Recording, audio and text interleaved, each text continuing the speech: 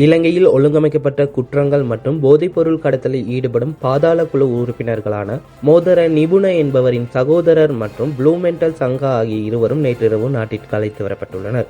அவர்கள் ஐக்கிய அரபு அமீரகத்தின் அபுதாபியில் தங்கியிருந்த போது அந்நாட்டு பாதுகாப்பு பிரிவினரால் கைது செய்யப்பட்டு பின்னர் அங்கிருந்து நாடு கடத்தப்பட்டனர்.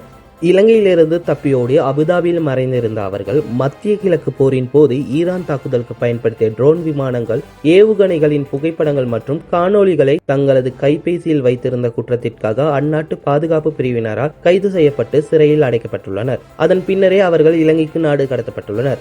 நாட்டிற்கு அழைத்து வரப்பட்ட சந்தேக நபர்கள் இருவரையும் கட்டுநாயக்க விமான நிலைய குற்றப்புலனாய்வு திணைக்கள அதிகாரிகள் கைது செய்து தீவிர விசாரணைக்கு உட்படுத்தியுள்ளனர். அதன் பின்னர் மோதர சதுர மேலதிக விசாரணைகளுக்காக கொழும்பு நாராயணப்பேட்டையில் உள்ள மத்திய குற்றப்புலனாய்வு பணியகத்திற்கு அழைத்து செல்லப்பட்டார். அதேபோல் ப்ளூமெண்டல் சங்கா என்பவரிடம் விமான நிலைய குற்றப்புலனாய்வு திணைக்கள அதிகாரிகள் தொடர்ந்து தடுப்பு காவலில் வைத்து வாக்குமூலங்களை பதிவு செய்து வருவதாக தெரிவிக்கப்படுகிறது.